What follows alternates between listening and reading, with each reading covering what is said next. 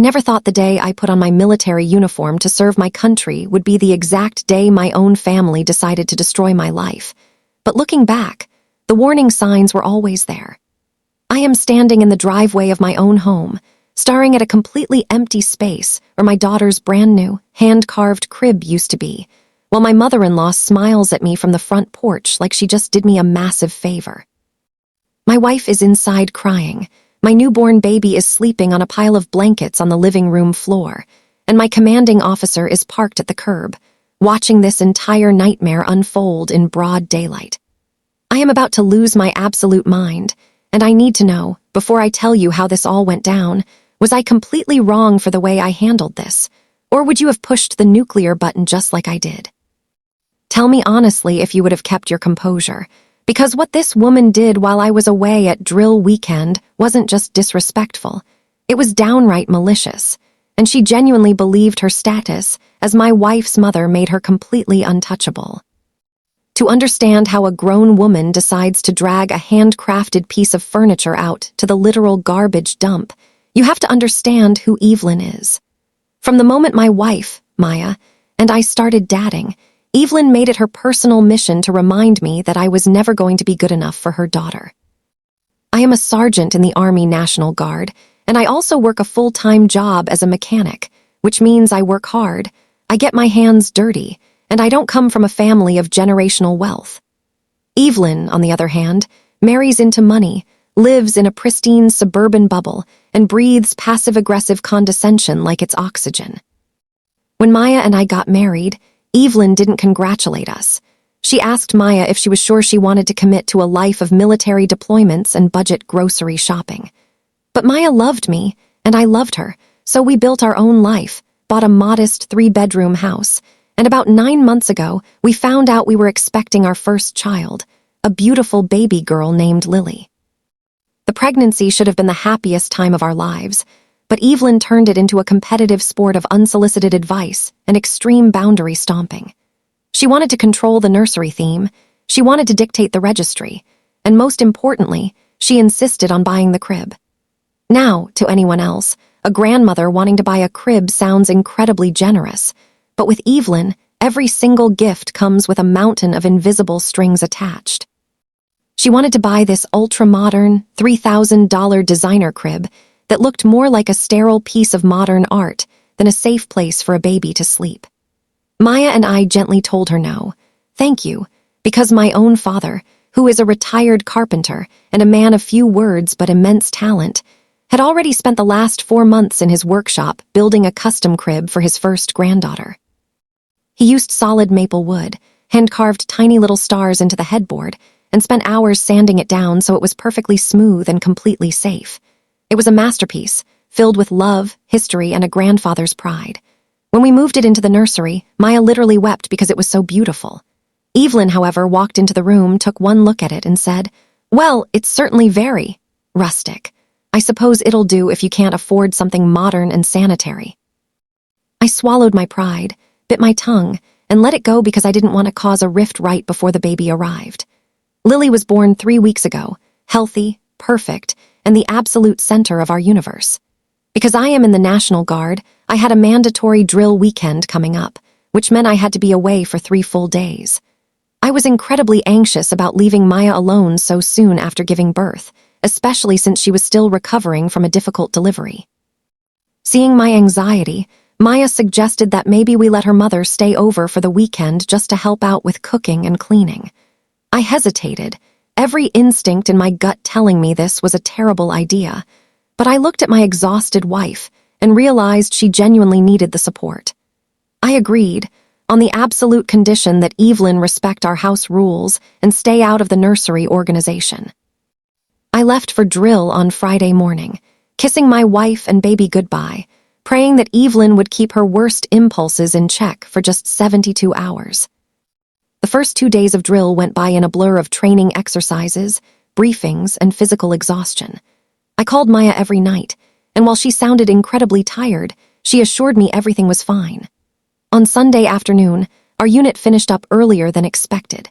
My commanding officer, Captain Miller, who is not just my boss but a guy I've known for 5 years and deeply respect, offered to give me a ride back to my house since his drive took him right past my neighborhood. We were chatting in his truck, laughing about the weekend's events, and I was feeling a massive wave of relief washing over me as we turned down my street. I couldn't wait to hold my daughter, hug my wife, and finally sleep in my own bed. But as Captain Miller pulled his truck up to my driveway, the breath completely left my lungs, and my heart dropped straight into my stomach. There, sitting on the curb next to the overflowing trash cans, were chunks of splintered, broken maple wood. My father's hand-carved stars were split directly down the middle, sticking out of a black garbage bag like literal debris. I didn't even wait for the truck to fully stop before I threw the door open and sprinted out. I fell to my knees in the dirt, pulling the pieces of wood out of the trash, my hands shaking so violently I could barely grip them. It was completely ruined. Someone had taken a hammer or a crowbar to the legs, shattering the joints my father had spent days meticulously aligning. I felt a hot, blinding wave of rage crash over me, a feeling so intense my vision actually went blurry around the edges. I stood up, holding a piece of the broken headboard, and marched straight toward my front door.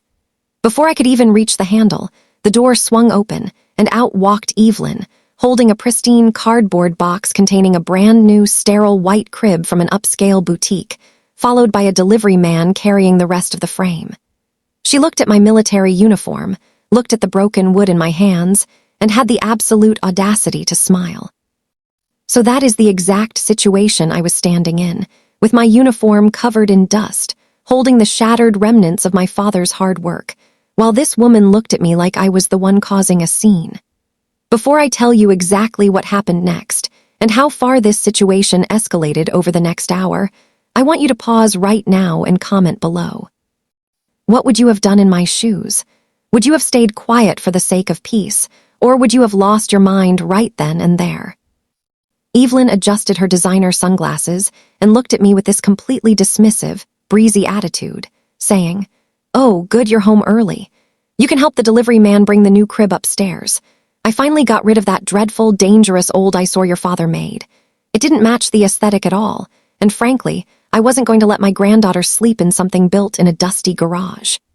I felt the blood rushing to my ears, a loud ringing sound taking over my brain. I stepped forward, my voice dropping into a deadly, quiet register that I usually reserve for the absolute worst situations. I asked her, "Did you throw away my father's crib?" She actually scoffed, rolling her eyes as if I was being incredibly dramatic, and said, "I replaced it with something appropriate. You should be thanking me, dear. It's a $3,000 upgrade. Now, don't be ungrateful." Right at that moment, Maya walked out onto the porch, her eyes red, swollen, and completely filled with tears. She looked at me, looked at the trash on the curb, and whispered, "I tried to stop her, babe. I was upstairs changing Lily, and I heard banging. By the time I came down, she had already dragged it out and smashed the legs so it wouldn't fit through the door frame. She told me if I didn't like it, I could sleep on the floor too." Maya was shaking, holding our newborn baby tightly against her chest. Seeing my wife terrified and broken in her own home because of this monster was the absolute final straw. The rage evaporated, replaced by a cold, calculating military precision. I looked at Evelyn and I said, "Get off my property, right now."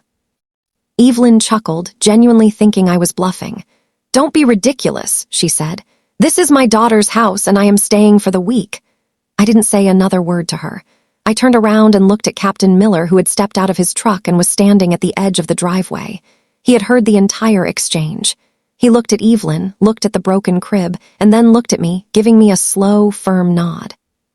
He walked over, stood right next to me, his uniform towering over Evelyn, and said in his official, commanding voice, "Ma'am, you are currently trespassing on the property of a United States military service member. You have exactly 2 minutes to gather your personal belongings and vacate the premises, or I will personally call the local police department and file charges for criminal mischief and property destruction." Evelyn's face completely lost all of its color. She looked at Captain Miller's rank, realized he wasn't someone she could talk down to, and then looked back at me, her voice turning sharp and venomous. "You wouldn't dare," she hissed. I pulled out my phone, dialed 911, and held it up so she could see the screen. 1 minute and 50 seconds, Evelyn," I said.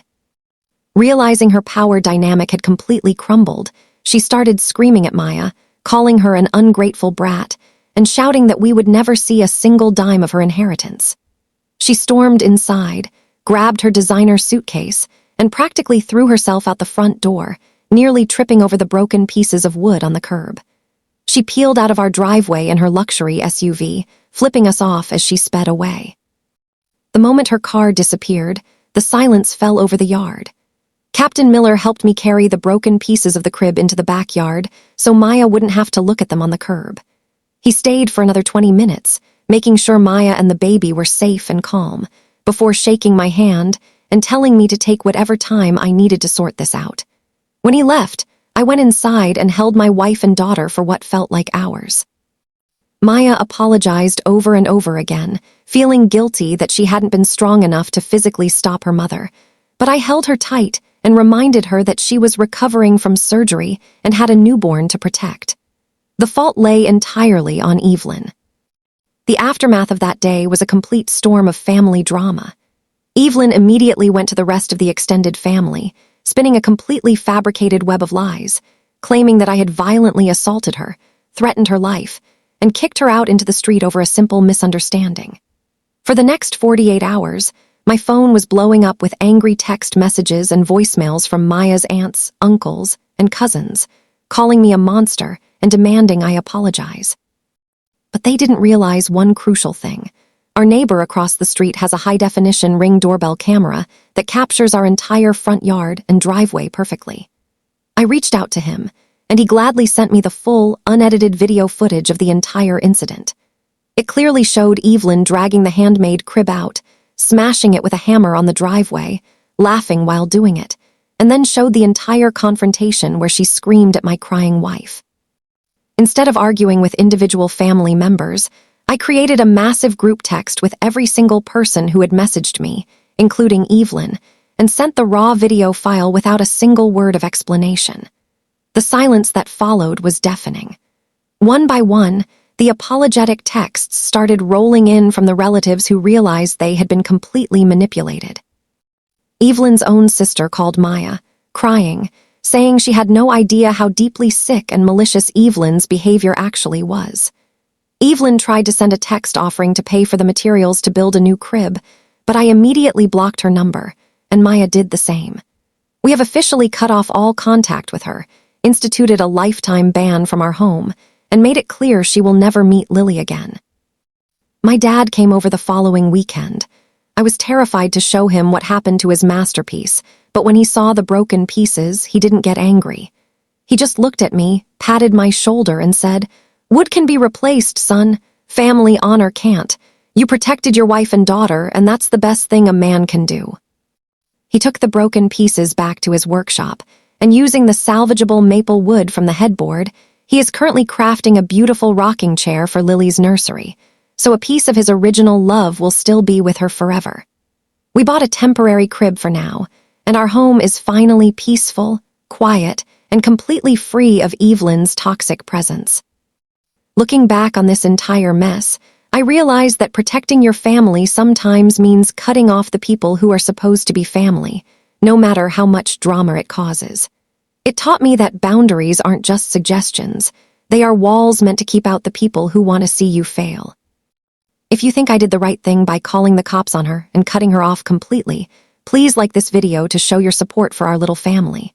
Subscribe to the channel for more crazy, intense stories just like this one, and make sure to leave your final thoughts on Evelyn and this whole chaotic mess in the comments section below. I genuinely read through them and appreciate hearing your perspectives. Thank you all for listening. Stay safe out there, and I will see you all in the next story.